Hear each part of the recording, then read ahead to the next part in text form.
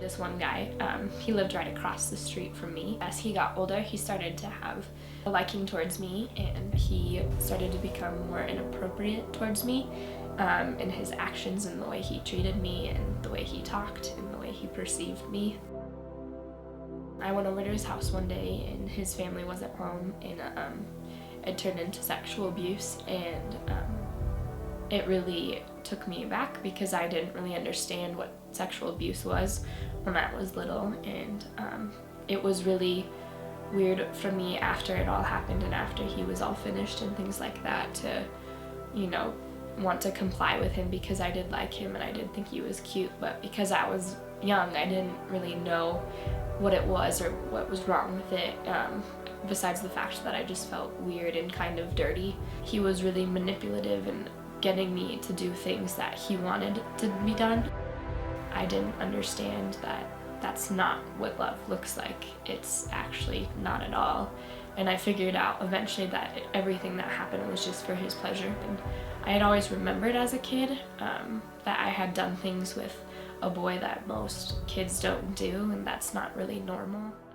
These memories didn't really resonate with me that they were abuse until last year it completely got brought back up into my life, and I was taken aback and I realized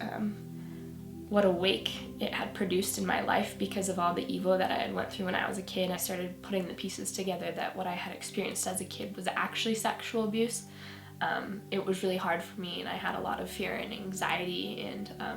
just felt really dirty and unclean and unholy and really just unworthy, and I wanted to not have that in my life. And the biggest thing for me growing up, since I grew up a Christian, is it always talks about saving yourself for your husband, and that was the thing that I wanted the most in my life, is, you know, to wait for my husband and to be there and to just enjoy it completely.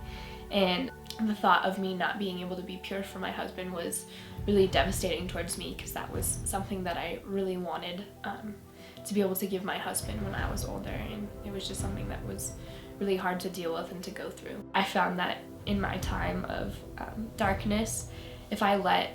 myself just dwell on the darkness, it's harder, and that's when the anxiety and the fear and the guilt and the shame come more often, and that's when I feel lowest and I feel most unholy. But then when I look to the Lord, it's when I have memories of peace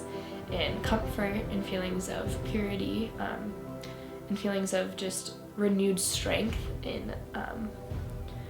a renewed innocence about me. I would say that I am not mad at the Lord. There was a time when I was really confused about why he would let it happen to me, but then I came to know that he loves me, and I know he was there for me every step of the way, and he delivered me, so I'm not angry from it. And because of what happened when I was younger, I'm now able to relate to so many more people than I could have ever before. For those of you who are going through any similar situation, I want you to know that the Lord is with you no matter what situation you're going through, and he will never leave you nor forsake you, even though at times you may feel like it. If you look towards him,